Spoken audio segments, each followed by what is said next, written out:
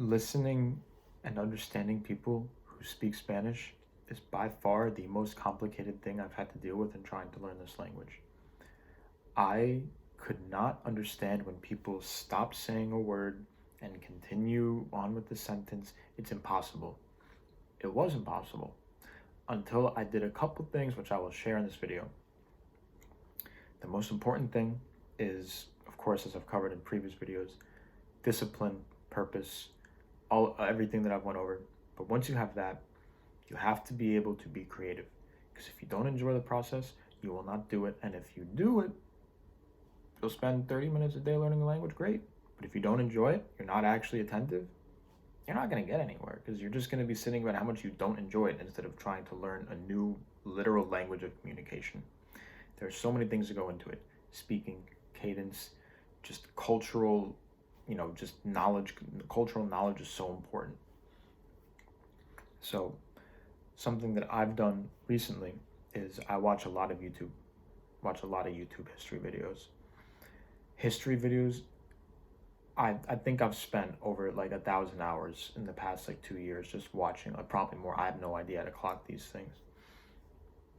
It's bad, but it's good because it's useful information and I don't get it from like biased sources.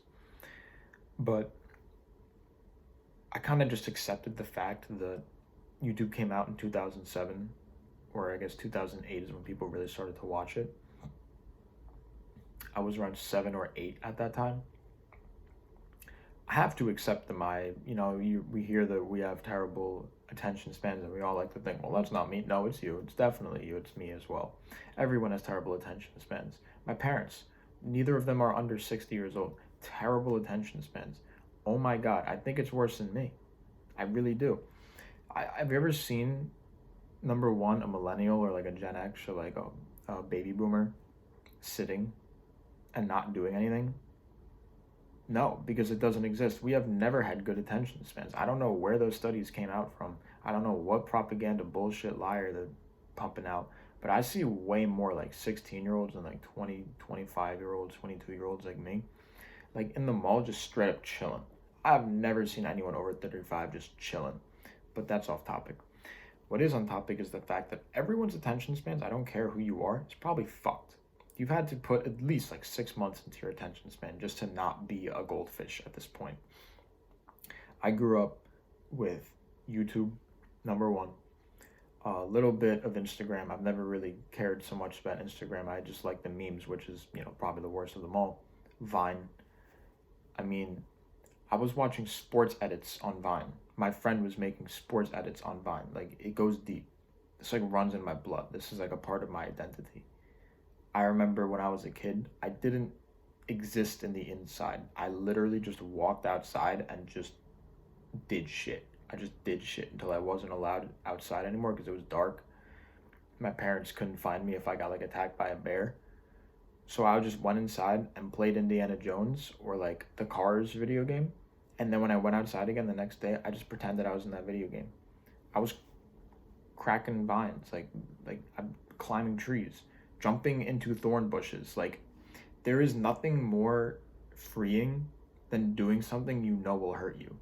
And I don't mean like drugs or like that type of stuff. I mean like literally being fully aware that me as like a 9-year-old, if I jump into this thorn bush, there will be dire consequences. I may lose an eyeball, but I'm going to do it. I'm going to do it, and it will be incredible. That is not, whoever wants to learn a language, and that is like how their brain operates from day one, like you gotta just admit that it's fucked, and you gotta just act accordingly. So the number one thing that I've done in the past like 2-3 days that have really helped my listening comprehension: listen to YouTube videos, and at the end of the sentence, just kind of ad-lib what they say. There will be some words that you don't know or don't understand, or especially with Spanish, 2 words kind of mixed together.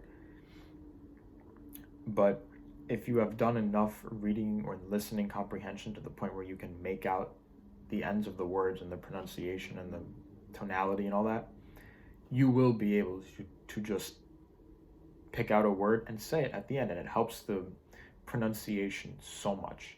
because like you're literally, you can't help but to try and mimic the native speaker who you were listening to. So that one I call ad-libbing. And I noticed that a lot of the music that comes out, especially nowadays, they have ad-libs